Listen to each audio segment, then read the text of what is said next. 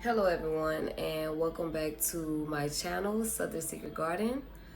Um, Today I'm giving a follow-up video on why I chose to come out and tell the truth about the alleged R. Kelly victim. And I actually want to thank everyone that actually took the time out to listen to my story, rather plan it for 15 minutes or so and then coming to your own conclusion of what you think I'm speaking the truth on or what is a lie, whatever. So I do appreciate everyone that has listened through and put their own pieces together.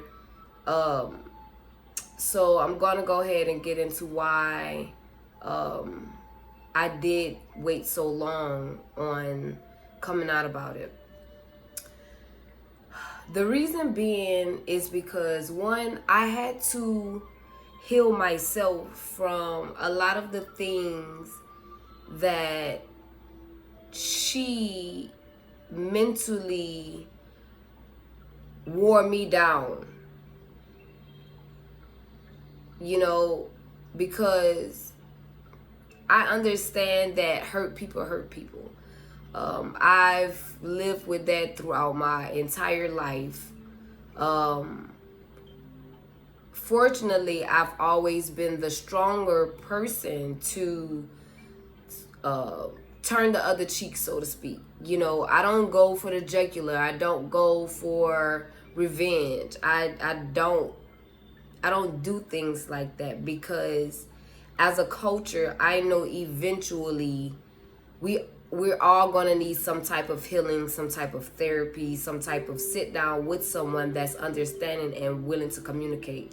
And um, love comes to you when you want to understand someone and why they chose to do certain things.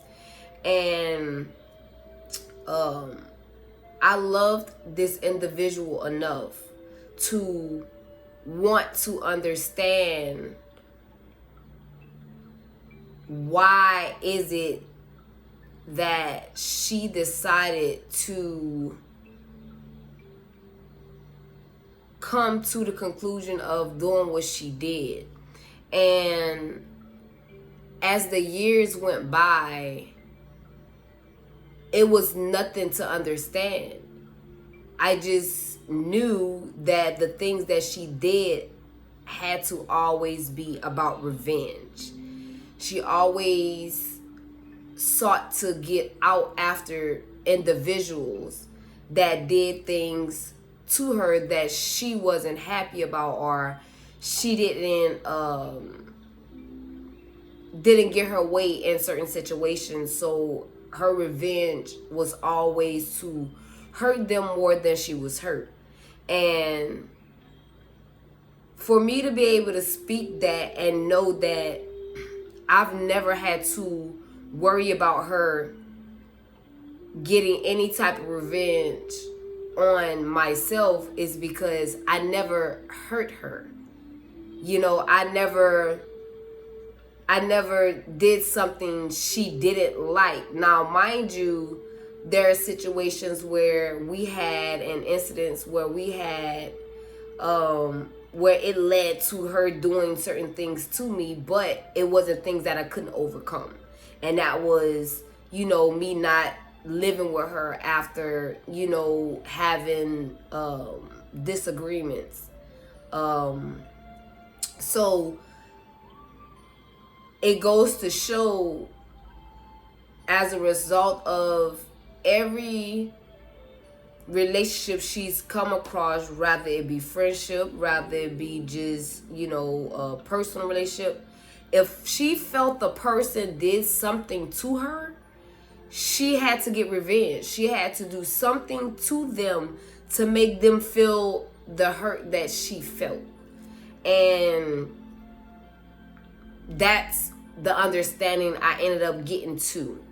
But it still isn't an excuse for lies, because getting back at someone is one thing, but lying on a person is a totally different thing. When you become a person that lies on individuals to cover up pain that you felt was caused on you, it becomes a whole different ball game.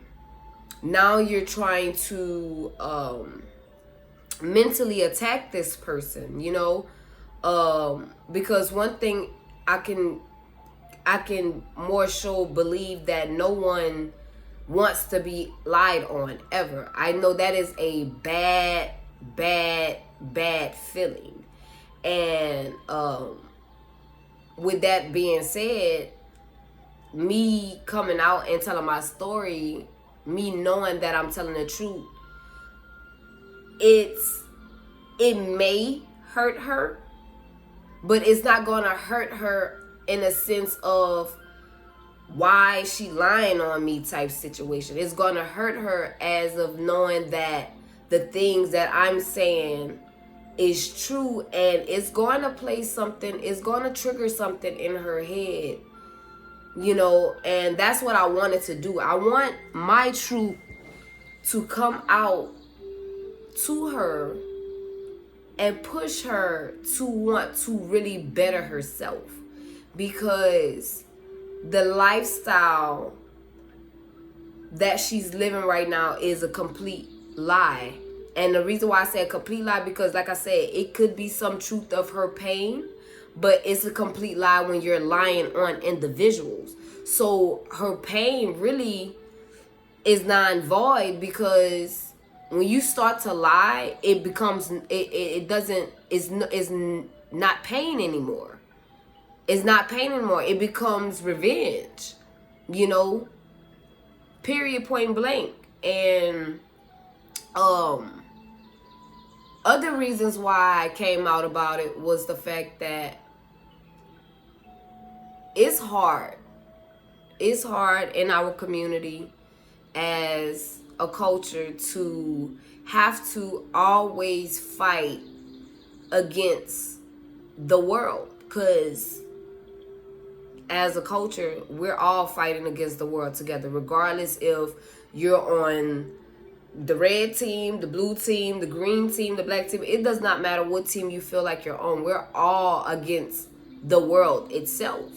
And if we don't come to realization of knowing that we have to stick by each other, we have to be able to effectively communicate with one another and express ourselves to get an understanding. Because like I said, when you get to an understanding and want to understand someone, that's when it becomes love. And if we don't do that, we're gonna fail as a culture, and it's sad to say that from the very beginning, black men had to endure a lot when it comes to being lied on,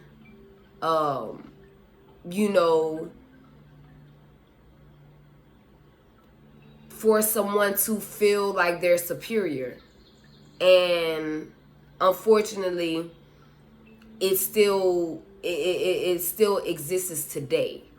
And I just feel like it has to stop. Now, I understand that not all people have good intentions. Not all black men have good intentions. But when you break down the cycles of life that they've had to endure,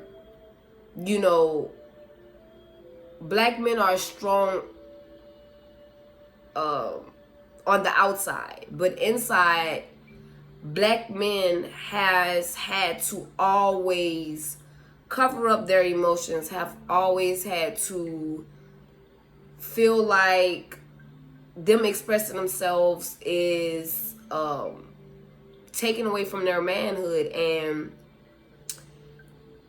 it made them a bigger target throughout the years, because it got to a point to where now they don't even express themselves.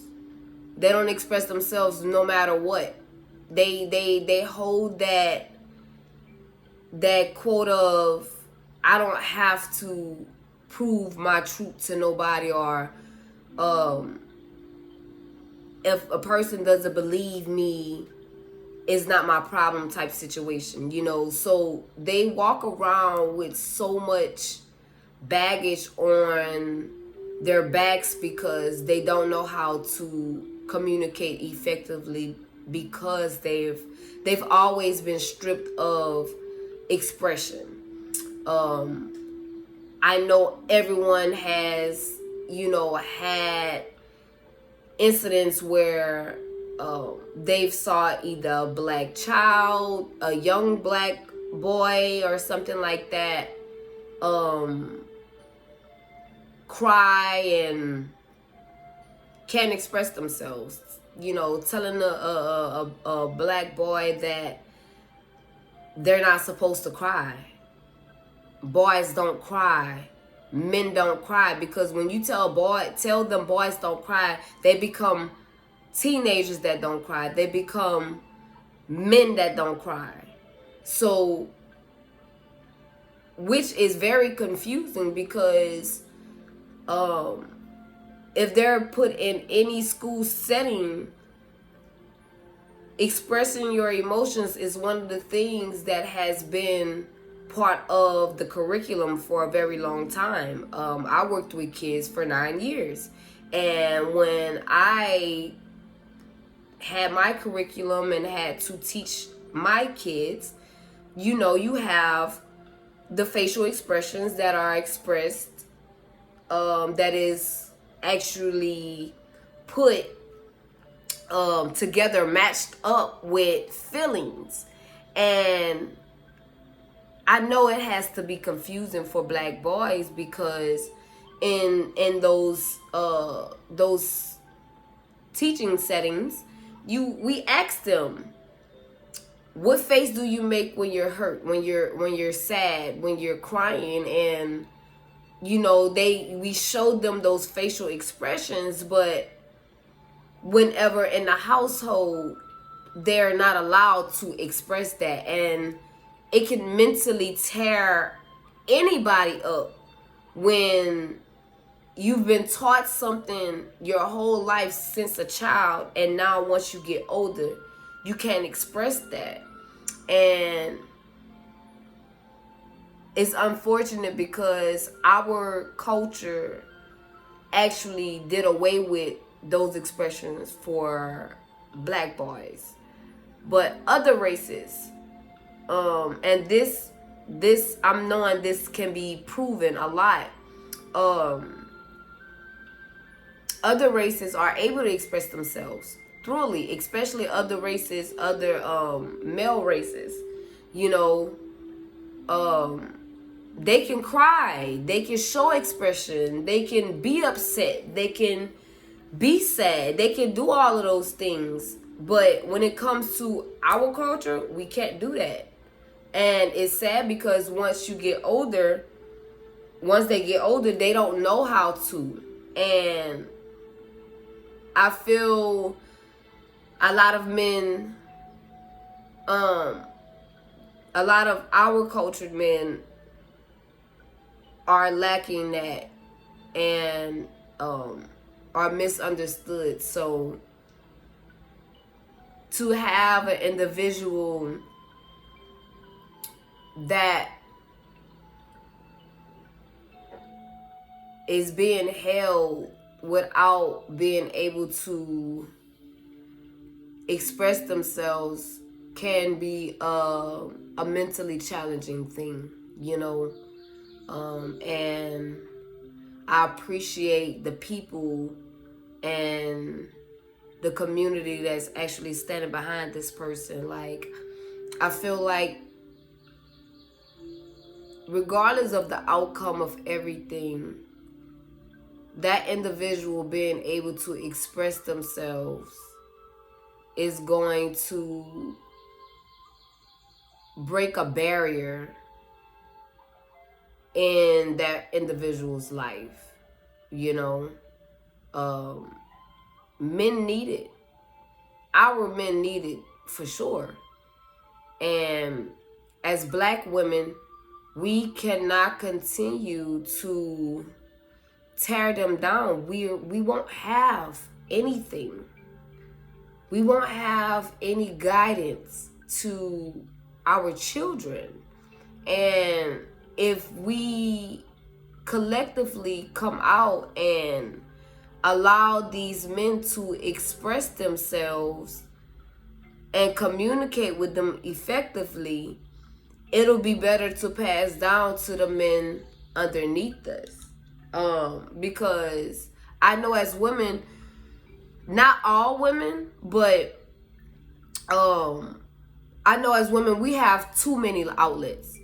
We have too many outlets for us to express ourselves.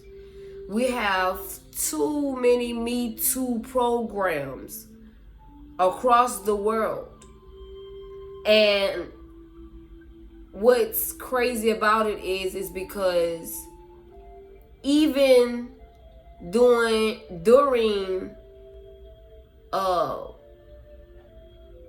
the Black Civil Rights Movement, women attached themselves to that movement for rights. And from that point on, we have had our own personal rights attached to all the other rights they have in the world, where there's no rights for men. There's no rights for, understanding that coming from where we came from, we've always felt like men were superior and had more the control of a lot of the things. And, in some sense, we still have that. But at the end of the day, we have to learn our purpose. We have to learn our purpose. And when you learn your purpose, you know your boundaries and you know where to stand at. Now, mind you, we have women like myself that is outspoken, but I also still know my purpose. I know my purpose of whenever it boils down to protecting the younger men, the babies, the boys, allowing them to express themselves without pulling that. You're supposed to be strong. You're not supposed to be you know what I'm saying? Without pulling that type of card to allow them to express themselves, we would be in a better position. Because I've learned very young to walk away from situations. Now, granted, some people aren't given that opportunity to just walk away. I understand that some people are not given that. But to those that have had those opportunities to just walk away from certain situations, or you have that opportunity to walk away from situations, walk away. Leave that situation. Don't stay. If you want to help that situation, you have to help yourself first. And I feel like that was that situation. That was the outcome in a lot of those situations when it came to that particular event, those particular events. People thought that if they stayed, they could have made things better. When if you would have sought help for yourself, you would have known how to provide aid and help to the others. So I'm not going to sit here and draw out this conversation long. I'm not really too good yet with communicating to my phone or to the camera or whatever, but hopefully over the time I'm going to get better with this, because I feel deep in my heart that I can honestly be of assistance to my culture when it comes to wanting to communicate with people and understand why they feel certain ways. And as individuals in our culture, we know us more than anybody know us. So I know people seek therapy and stuff like that, and I'm not against that at all. I feel like we all need therapy at some point, but I feel like our most effective therapy would be amongst us, amongst our culture, because we are the only ones that go through similar situations. We don't need somebody that trains themselves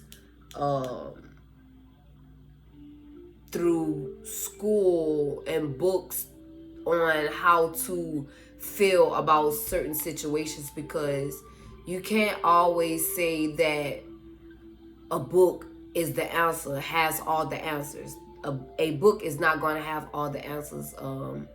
As we know, as a culture, a lot of books have had multiple lies in them, when it comes to finding out about ourselves. So with that being said, you guys, please keep a lookout on me for more videos. I'm gonna come together with some type of game plan on how I can get on here and engage with you all, rather it be women or men. I honestly would like to push more towards men, because like I said, women have that Me Too all across the world. We have that. We've been having that since the Black Civil Rights Movement.